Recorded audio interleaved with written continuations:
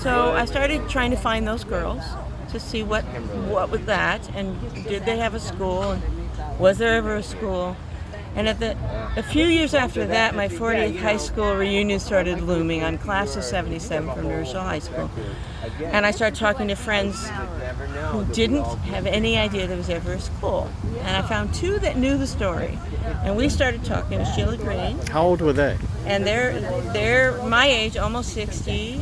So they class of never heard 77. of Lincoln Avenue. And they knew, but the rest of my class pretty much didn't know. And we went to Roosevelt and then Albert Leonard in the high school in what would be called the north end of New Rochelle, if you're not from New Rochelle. Right. Had no real reason to stop much in this park area that I'm standing in now. But there was a vibrant school here at one point, and a community neighborhood school. And that bothered me that I didn't know that. And then it bothered me when I Googled it and found out there was a big court case about it. And then it bothered me even more that it had been torn down, and I knew none of it. What do you know about the families, the 6 families that were involved with bringing the case? Well, I know that parents made a decision to change something for their children. I know that they themselves sought out lawyers and found a successful civil rights lawyer.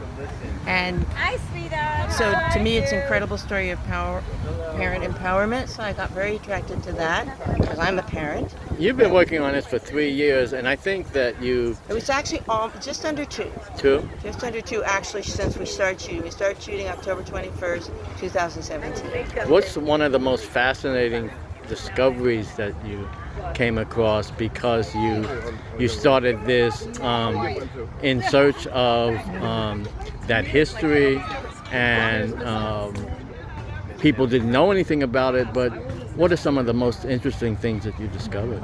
There's a lot of things that are not in the history books. There's a lot of things that didn't go into the press. There are some errors in the press. When you talk to people who were in their photos, they're like, that didn't really happen that way. Not everybody wanted integration. Not everybody wanted their kids to leave the Lincoln neighborhood school. I didn't realize how many people liked the Lincoln school situation. Now, once the school's gone, you have people who very much like the fact that their kids went to Roosevelt or Daniel Webster or other schools.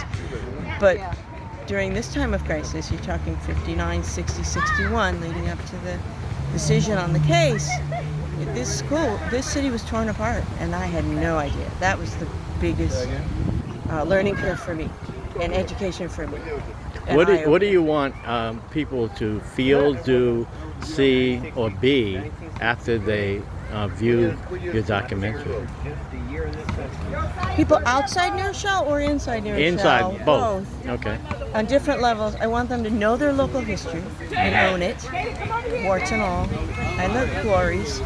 I want them to realize how much power they have in their community. If they've got an issue, they need to get out, band together, create a platform. Not just, voting is great. But if you don't know your community, how can you vote for things that go through? People vote on big elections, but every bond that goes by, every decision made by the Board of Ed, they're all televised, they're all online. Even if you don't have kids, you should be active, because the culture of your schools is the culture of your city. And the growth or failure of your schools is the reputation of your city. It's your property values, if that's how you think, just monetarily. It's socially how your children will grow up and become citizens. It's just a key to everything. Each school and every block that sits there needs to be supported. And that's what I want people to go away from. You are a product of the city of New Rochelle. You're from the class of 1977, New Rochelle High School. You are here advocating citizenship, civic pride in New Rochelle, and being civic engagement and participation as a person from New Rochelle. So I think, does that have a relationship with what you're doing and why? Because you are from the class of 77? I think we benefited greatly. We talk about this, that we went out in the world global. We went out in the world, we solved a lot of problems in first, second, third grade, punched a lot of black eyes, we yelled across the table, we argued in our debate classes, and it for the most part was fully integrated. And for a golden time, which someone else I know who I've just recently met talks about, in education you could debate these issues and not kill each other about it. And I feel blessed to have been in the school system here when we could do that. We had Model Congress, we had clubs of every stripe arguing the issues of the day and trying to solve those problems. And when we went to college, we kept going. Many people came. What did you study? I studied theater, Mm-hmm. and I went to UCLA where they were struggling to integrate the theater department. I went, why are we still Been doing there, this done in that. 1977? New Rochelle's already done that. We already had cross-cultural casting in middle school. I mean, and so I think coming for New Rochelle is special. I don't think it needs to be any kind of egotistical thing like, oh, my city. I think it can be copied, modeled, steal what works, use it in your community, but don't fall asleep. These people did not fall asleep. How does They one had find your project and contribute to it? You go to www.levelinglincoln.com. You can sign up on our email list there. That links right to Film Independent, our fiscal sponsor. You can then make a tax-deductible donation through them. And we have direct links to them on our website. So it's levelinglincoln.com. You can email me through that if you want to get in touch with me or tell me a story or your own story. Okay, what would you say to the Miss Hallie Taylor and the 6 families and the children, the 12 children? What would you say to them right now? My generation would say thank you. We know you went through pain. We know your children went through struggles socially. It's not easy. There was no book. A judge just says you're going to integrate. You're going to get on a bus. I think you were incredibly brave.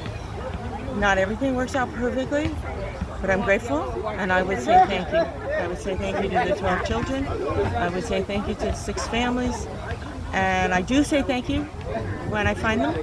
And people have told me from my class, please tell them thank you. Arden, what's your full name? Arden Teresa Lewis. How do they contact you directly?